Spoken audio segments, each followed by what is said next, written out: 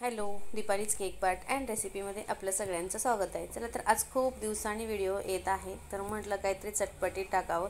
चला तर मग आज मस्त 1 किलो लोणचंचं आपण बघणार आहे रेसिपी. तर बघू शकताय किती खूप सुंदर असा म्हणजे हे लोणचं होतं. कलर तर खूप छान आलेला आहे आणि ह्याच्यासाठी मी बेडेकरचा जो मसाला आहे तो वापरलेला आहे. तर मी आंबे छान धुवून आणि मार्केटमधून जे जाड सालीचे आंबे आणले, धुवून स्वच्छ ते कट करून घेतले आणि त्यांना उन्हामध्ये थोडं एक दिवसभर पूर्ण दिवसभर वाळवले.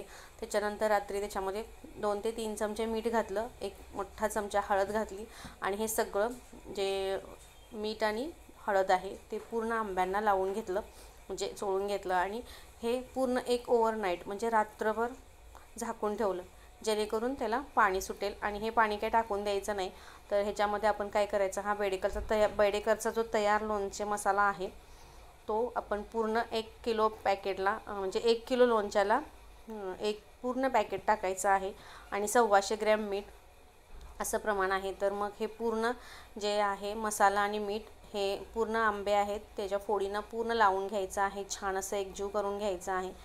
त्याच्या अगोदर मी तेल आहे ते तापत ठेवलं होतं आणि ते तेल पूर्ण गरम करायचं आहे आणि पूर्ण थंड झाल्यानंतरच ते आपण हे जे आंबे आहेत आंब्याच्या फोडीवर ओतून द्यायचं आहे.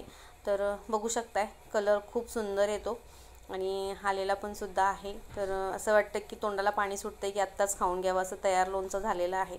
तर हे लोणचं मुरण्यासाठी साधारण 8 दिवस तरी लागतात आणि असं हे छान असं आपण बरणीमध्ये स्टोअर करून ठेवायचं आणि प्रत्येक दिवशी हे लोणचं थोडंसं हलवून घ्यायचं, जेणेकरून म्हणजे खराब नाही होणार.